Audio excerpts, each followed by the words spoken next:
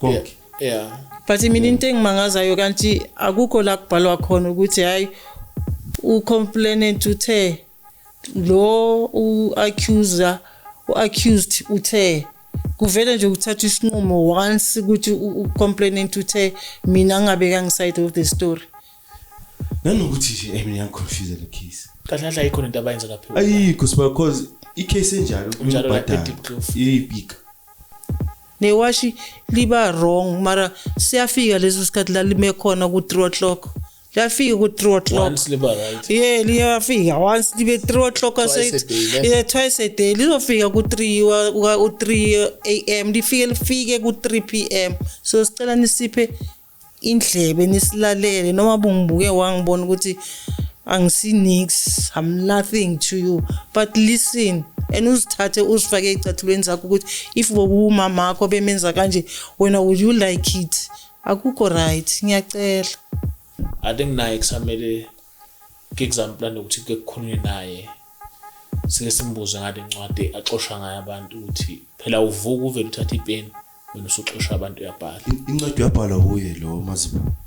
Incwadi ibhalwe uReshma from district lapha ecollege yabona ePimville. Ehlangane naye uMazibuko no chairperson. uReshma usesekhona. Yes, usesekhona. Mele balandwe labantu, mele ba expose. Na umele bachaze.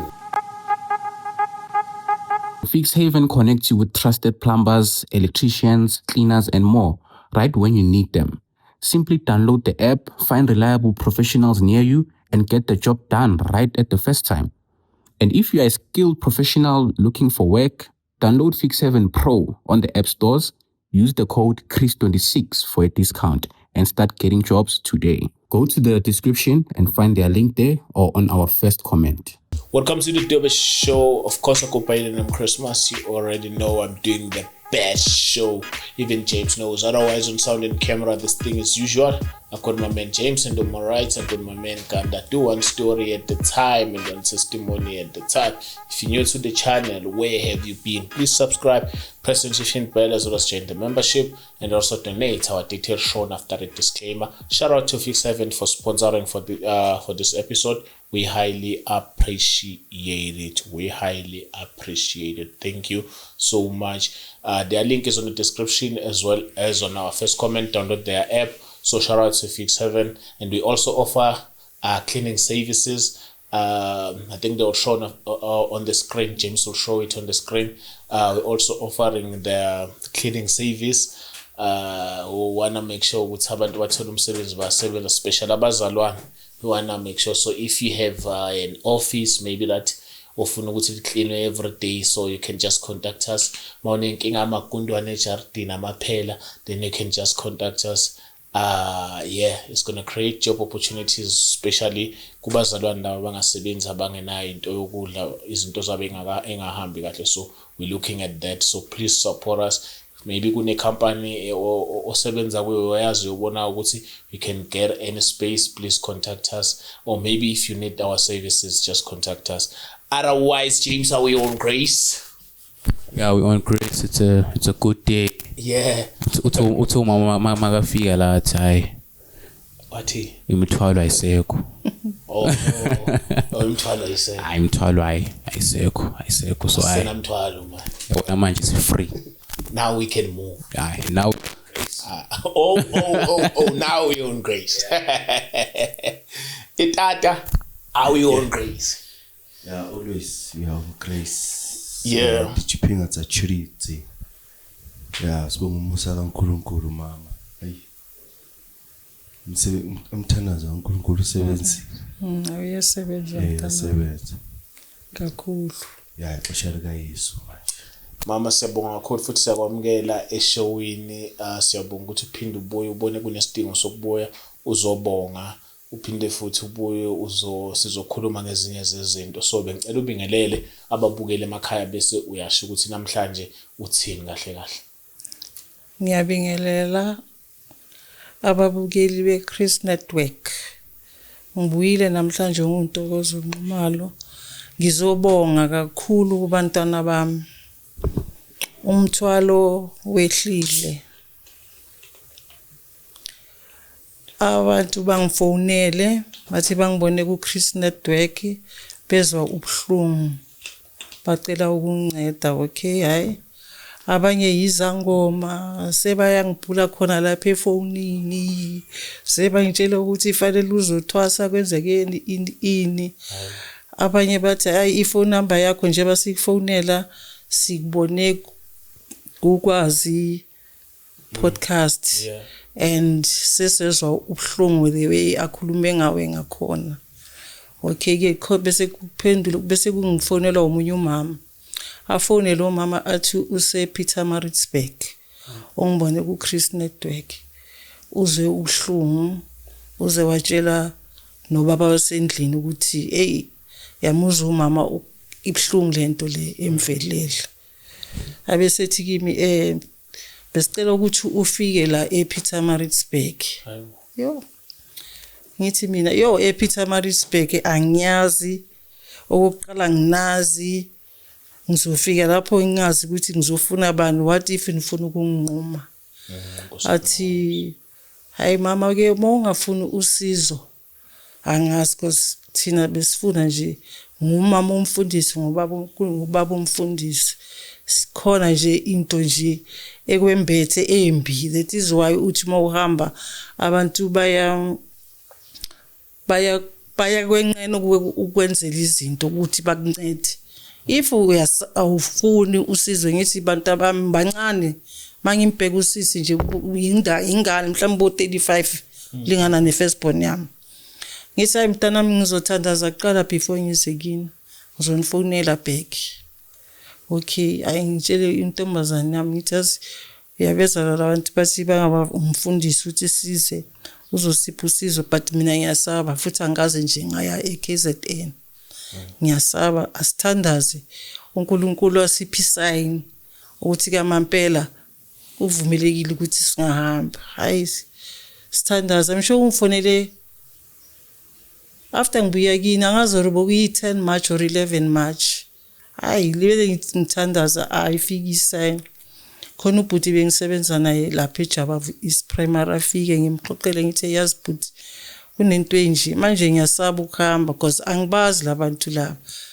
athi lo bhuti ayihamba kuna nix wena share ama phone numbers abo ukuthi anything happens ngizofona mina ngisho ukuthi uyendaweni eso hayi bese ngiyabafonela ngithi kubo hayi ngicela ukukhuluma nani kwi-video kudini nifonela over the phone anginiboni ngicela i-video ngikhulume nani hayi mabakhuluma ku-video mntana mabathathe i-screenshot nge-speed okay ayike ngithi hayi angazi ukuthi ngizoza nini but ngicabanga ukufika ukugibela nge-20 zakaMarch athi umama okay ke mama sizobona ngawo okay nge-20 kamampela lifike leyo sign nje ukuthi ayihamba uyozama ngihambe sigibele nge-19 ngithi umntana ayobuza ezone 6 amabhasi ukuthi imalini athola ukuthi 400 ngithi hayi siyahamba ke soyi2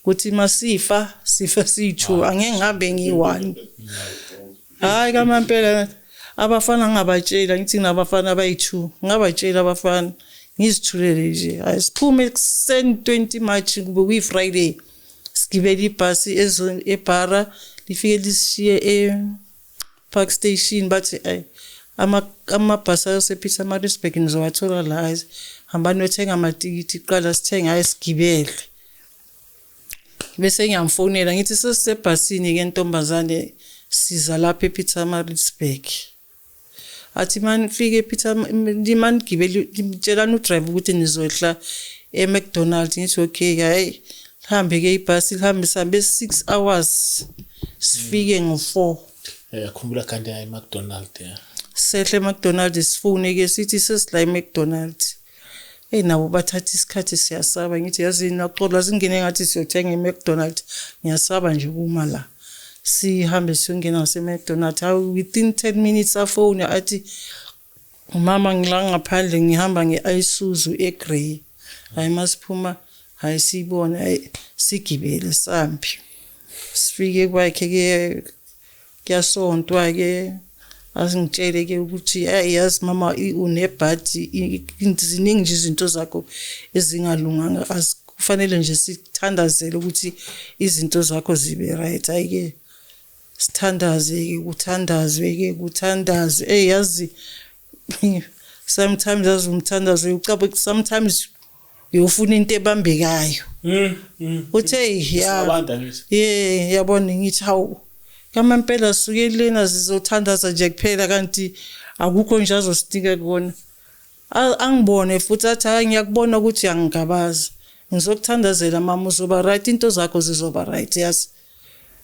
abese yangitshela ke yathi nakabo unhlanhla mkhwanazi ngithe ngathi ngathola unhlanhla mkhwanazi yazi ngizikhulumele naye le ndaba ahleka athi hayi uzoba right mama zasakuthandaza asipha amavesi amaningi sibhale lapho phansi ko Exodus 14:14 bo Jeremiah 1:19 ithi yo hayi athi sekaqedile ke usumezi bese abiza umama ke umama ngikhansele ukuthi mama ungaphatheki kabi emhlabeni vele kunjalo kunamaginqi gonqo ayikho life nje ehamba smooth akangithandazele ke nomama khona ayisihlale ke Friday Saturday futhi athi siyathandaza siyafasta nidle after 2 siyafasta hawu hayi kufasta ke lapho sifaste abesathi ngabo 2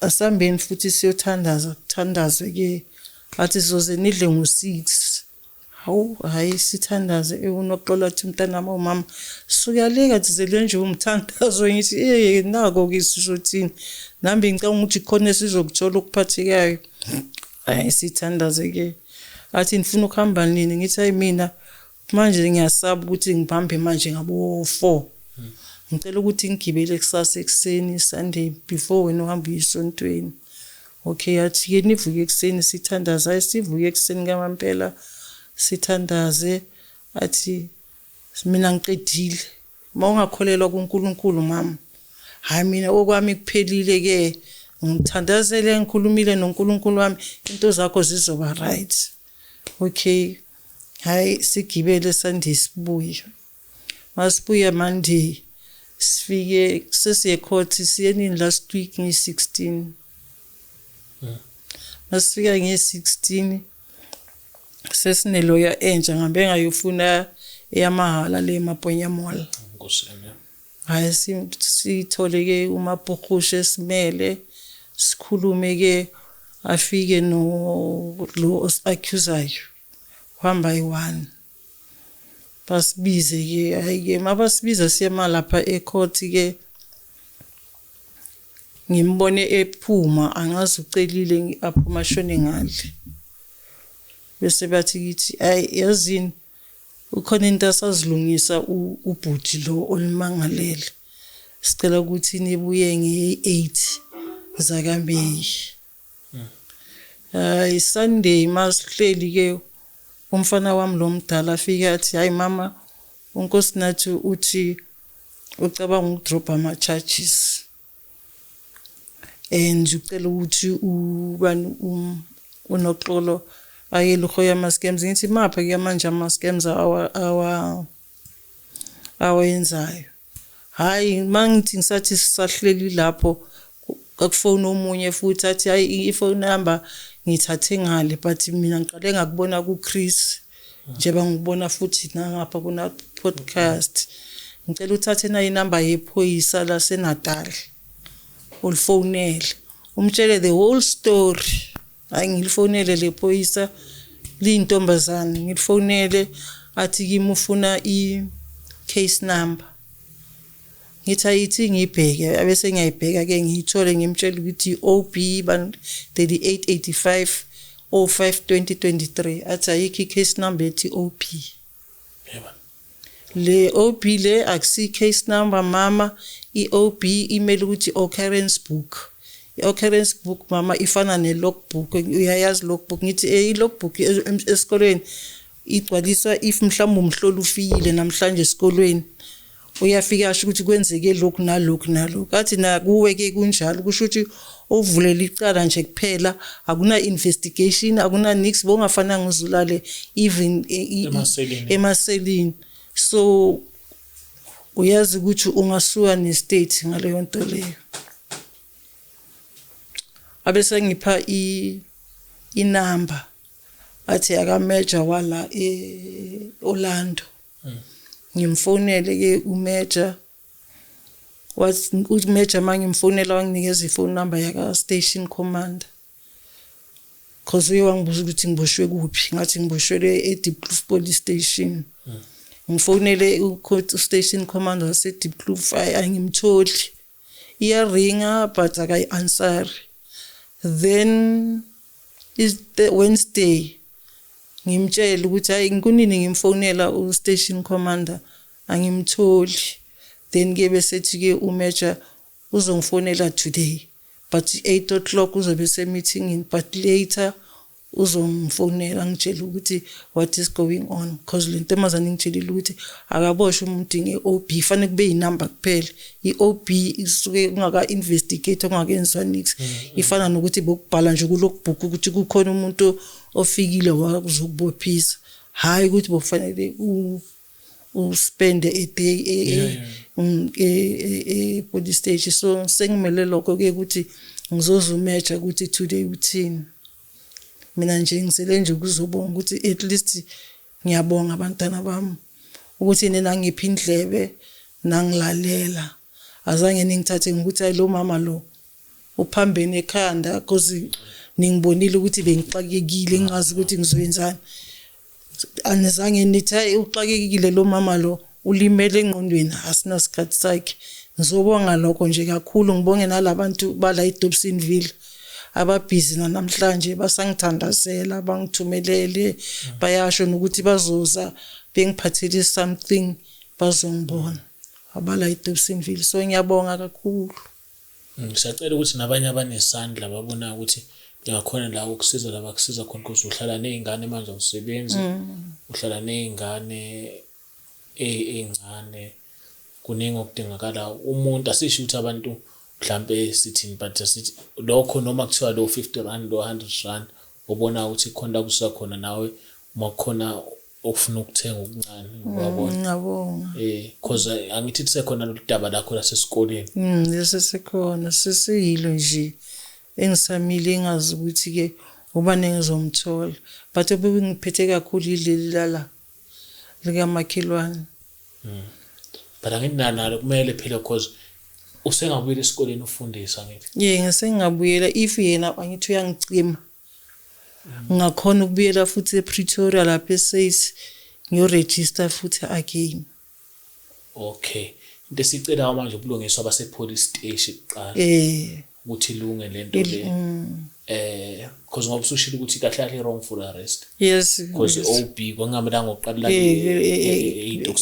think ukuthi kwakumele futhi uthene criminal record nginayo akanayo criminal record umama dewe mina ngibona ngakhona angaye nasePretoria register there's no criminal record but manje ngikwaphuma ama fingerprints last year mangithi ngiyoregister aphuma ngiyekiswe yiyo ngabe ngiqalile ukusebenza last year so because of fingerprints bebangithumelela ukuthi abakwazi ukungithatha kunama fingerprints so mama awucabanga ukuthi mhlambe yona lelo yasemabhonya uyawayibekela lezo story sesikole asikaka consult uthe uzongitshela ukuthi siconsult so akakasho date I think kumele ucele bona lawo maloya akusize yeah because it's connected nendaba yokusebenza ngithi awusakwazi ukuthola umsebenzi manje nxa yale case sengikhulumela ekutheni akusize ekutheni ukuthi vele ilandelele icase nanokuthi if ever siyasue state maybe they can take the case basue state on behalf of you bazama ukuthi bacime ama fingerprints I think most you nani proof ukuthi na i-case kwaba i-wrongful arrest i-state senze mistake then mhlambe kezwakala I'm sure ngoba nabantwana ngithi abakwazi ukuthola umsebenzi uma ama fingerprints nabo abantwana bakho futhi so ithi nabantwana i-wrong and khona manje phela it can also sue indaba ukuthi awukwazi ukuthola umsebenzi uhlele ekhaya usebenzi ngenxa yale ama fingerprints ale case non-existent. So I think maybe based on that. I think njengamanje namaphoyisa ase-Diepkloof mayebheka the podcast awenza ubulungiswa ukuthi udaba lakho balilandele baye cause wrong lento. Yabona. Yeah, sicela ukuthi mhlambe nabantu abangoprincipal abakwenza abafundisa izikwene babuka cause udaba lakho bayalazi.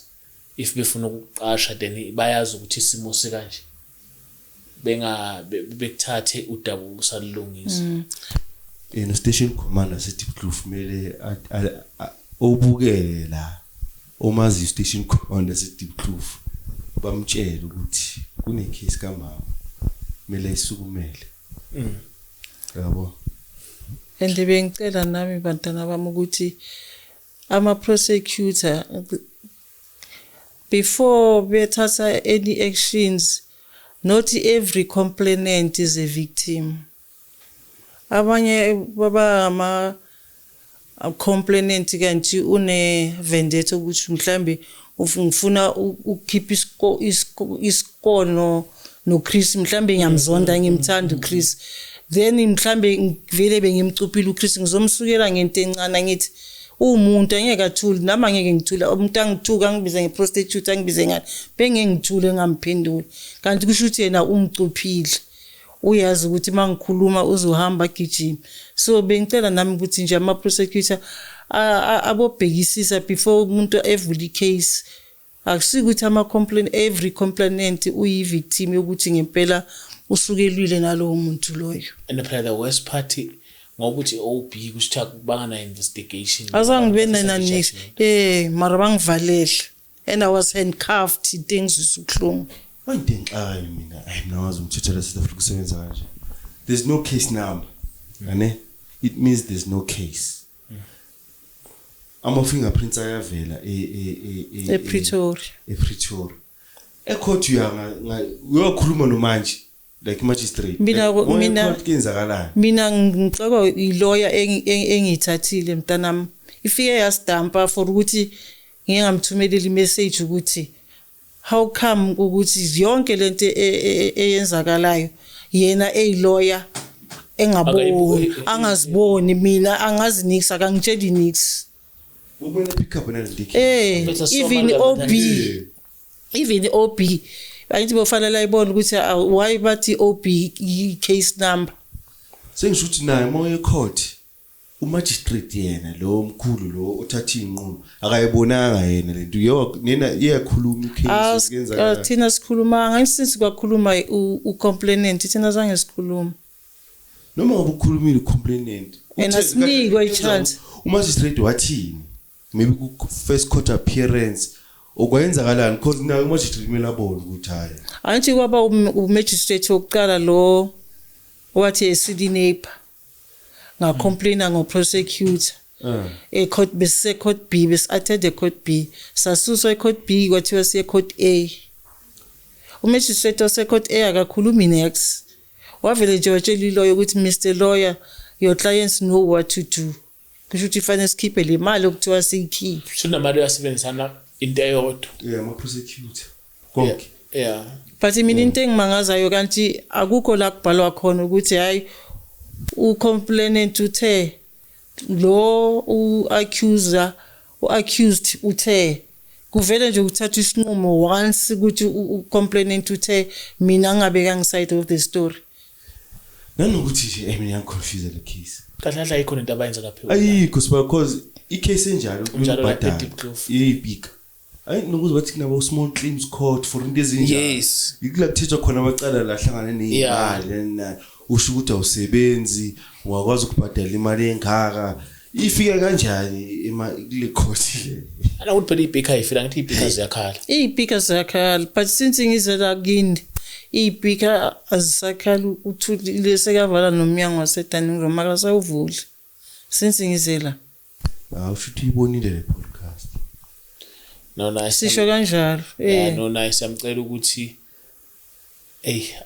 umuntu umama maniyasi the worst part akukusa nje hayi umuntu umama umdala eniyakubona nawe uyayizamela kuningi nawo nakho as umuntu ubaba yena ufuna ukubona nje usoko uzofaka hayi no ngisokola nabantwana naye lapha khona semcela mawenzeke ibuka le podcast akathambisa inhliziyo yakhe because into ayenza wrong ususafara into eningi phela manje akukhona ukuthola umsebenzi nabantwana abantwana abathola ukuthola umsebenzi ama fingerprint and Suwani mama.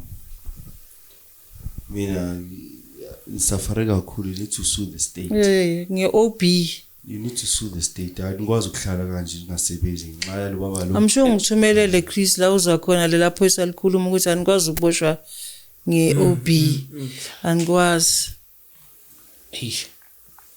wala lamalanga mangaka masilalila ngeli-1 ngoba kwakuyi-31 ngeyi-1 sayovela ecourt ano mama nawo nabantwana okumele uba labantu labalento abayenzile irong kakhulu Abazukulu abancane. abasala boyi-2 ona 5 nona 2 intshele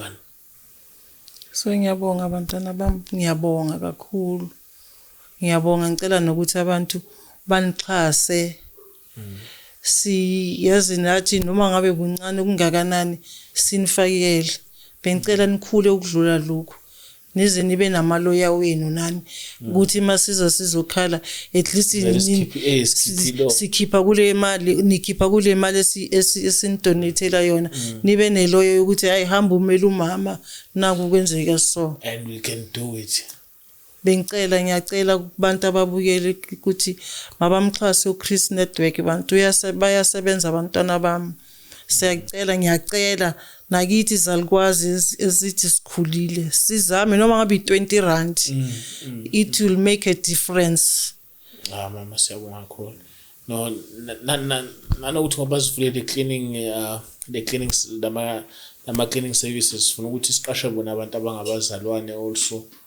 bekhona ukuthi bathola umsebenzi basebenze so siyacela futhi ukuthi abantu abasemakhaya abanama companies ama office nani abantu abadinga the service yethu basitshele so kuzokhona ukuthi masenza kanjalo so besikhona ukuthi sichasa abanye abantu so mama siyabonga kakhulu so lokusilandelela ukuthi ekhotho uthe uzoyana futhi siya nge-8 zakaMeyi 8 May ngamkhohlwa nalomfundisi wasePietermaritzburg siyabonga ongibizile ukuthi ngize because ulebela athi uma wathi ngakhumbula efuna ama number umfundisi bani shout out uNgcobo uMr and Mrs Ngcobo ePietermaritzburg siyabonga kakhulu mapholobo kwenzile uyobonga emazulwini ubonga uNkulunkulu so siyabonga kakhulu bhuti wami kuthembeka nje ukuthi umama afike ufike umthandazele abuye futhi ephephile siyabonga kakhulu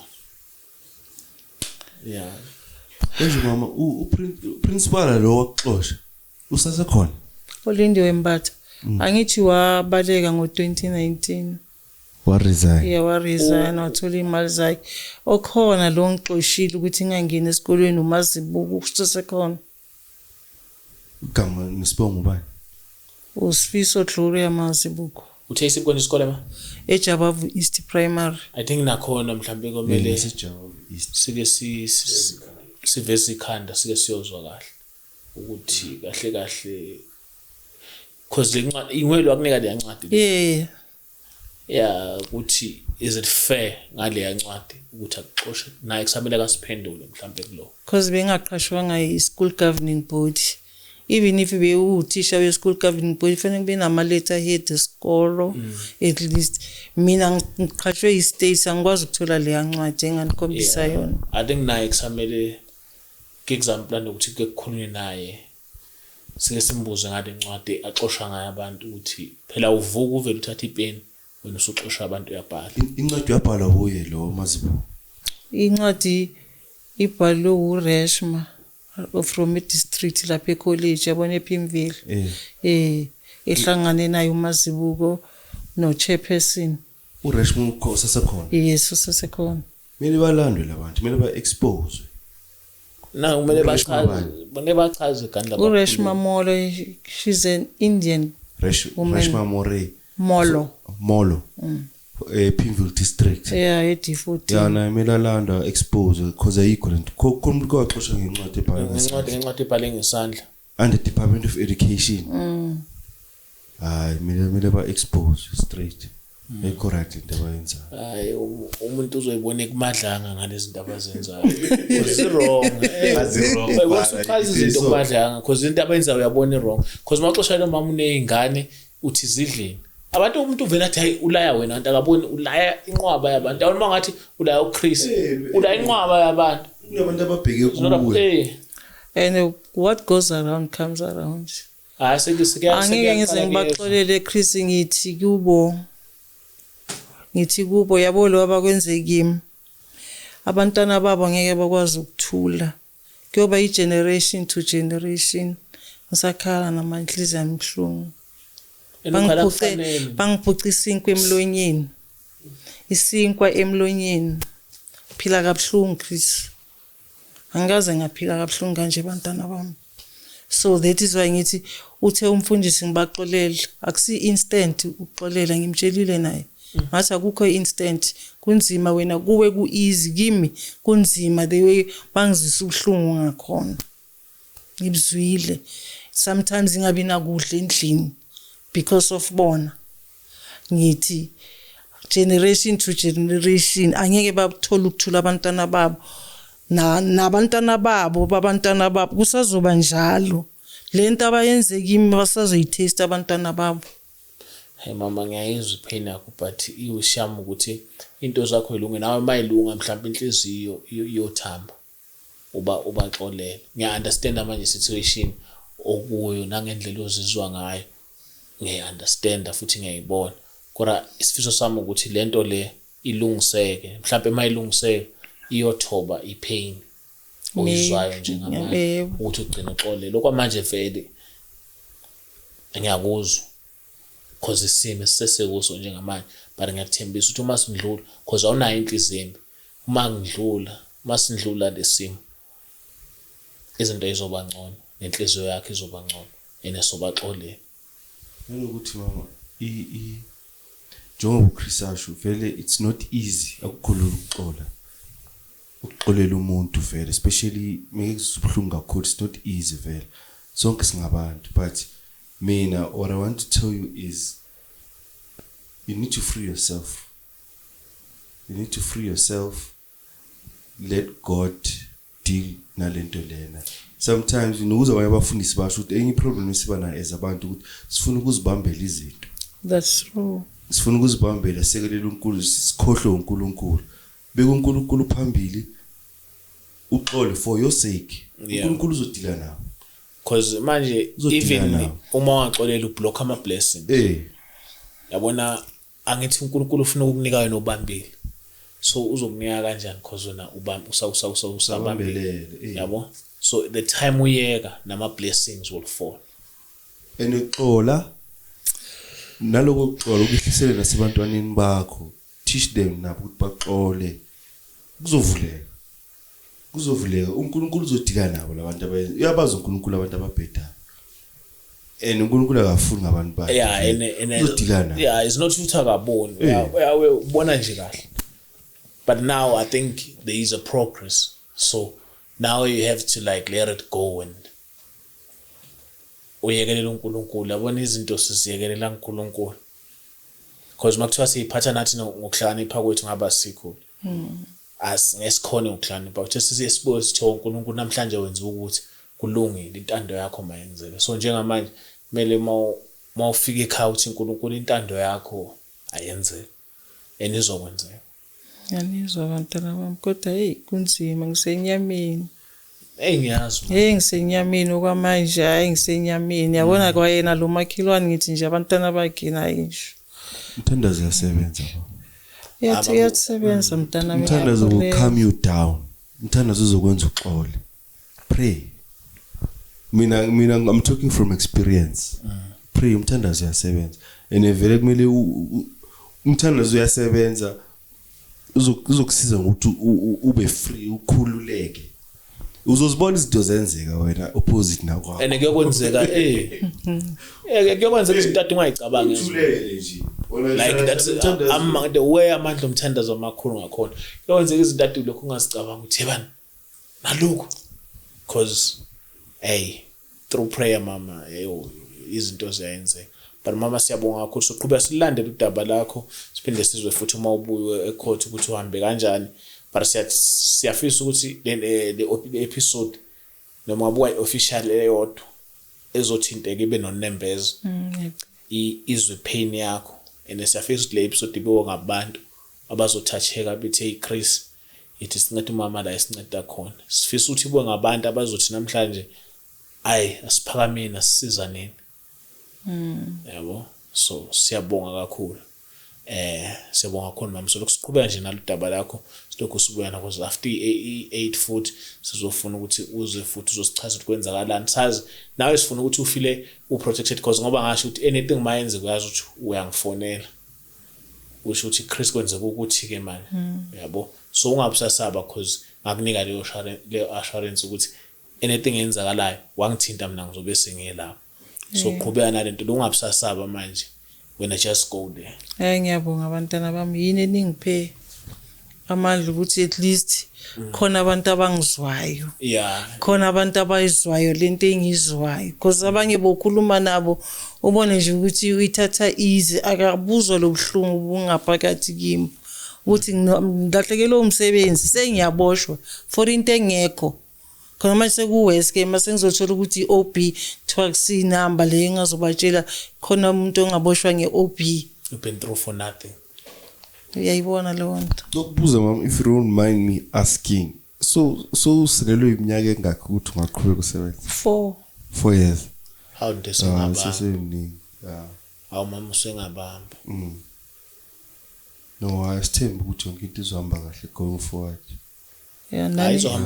Izohamba kahle yabona manje asivele sazi ukuthi kuzolunga konke. Nani nikhuleke bantwana bami. Sokhula mama. Ngiyabonga abafana bami, ngiyabonga abantwana bami. Mawubuya futhi ukuyobukhanyisa. Ene uChris uhluphekile ke ngoba uye kune number yakhe ngivele ngithumele kuye ithi la Chris ngijabulile bambophile uvalibali namhlanje ngizwa kuthiwa usejele ngiyabonga. Kusiya I know siyabonga kakhulu baba encourage nabanye ama podcast ukuthi balekile ukuthi at the same time ube nenhliziyo yabantu khona kwenzima ngiyazi but we need to sibe nenhliziyo yabantu and umuntu uyifake kwi situation akuyo understand yabo manje ngoba ecabanga kanje is because le situation abhekene nayo nje and mangizekini Chris angizanga ngoba ngidlala ngizofuna usizo ngeke ngivuke ekseni ngigeze ngize kini ngizocela usizo bese wena ungibuza ama questions aphuma eceleni ungenze engathi vele nginjalo ngasiyo kubhlungu. Hey mama I think humanity nothando kumele sil embrace kakhulu ukuze abanye abantu sithandane man asibelene yabona uma ufukhala nje nami ngicabanga makuthoba kwakumama wami lo yabo ngicabanga kulelo point uthi makuthoba kumama wami lona bongathanda bakhulume ngaye kabuhlungu kanje bonge ngizothini yabo so ngena nami ecathulweni zakho ngikwenza umama wami bese ngikhona ukunderstand the situation. Yena I was hurt ngalelo langa ngikhuluma nokwazi engitshela zonke lezo zinto engibuza zona neminyaka ukuthi how old angazi iminyaka ingenapi einkingeni zami ngitshela ukuthi ngihlupha uthisha ngoba ngihola akhuluma into nje ezibhlungu yazi ngafika endlini ngathi lo mntana marunayo umama ongithathe njengomama onochuku anginalo uchuku yazi ngifonela abantu abaningi kanjani basethi plof inhliziyo zabo zibhlungu ukuthi how wazi wakhuluma ngawe kabhlungu kanje thina siyakwazi abanye bakhulele phansi kwami bebangifonela bengizwela bekhala ukuthi how sesitokozo sorry siyabona ukhulume ngawe kabhlungu but at least ngalutholile usizo kubo Chris nako bakulalelile. Bengicela ukuthi nibe nesineke nalabo abanye abanama network njenganama podcast siyacela kubo ukuthi bakulalele bakuphe yazi noma bekungibona ukuthi I'm sure I'm a lunatic woman but they must lend me an ear to listen ukuthi uthini lo mama ke noma ungibona nguhlanya mara lilalela uhlanya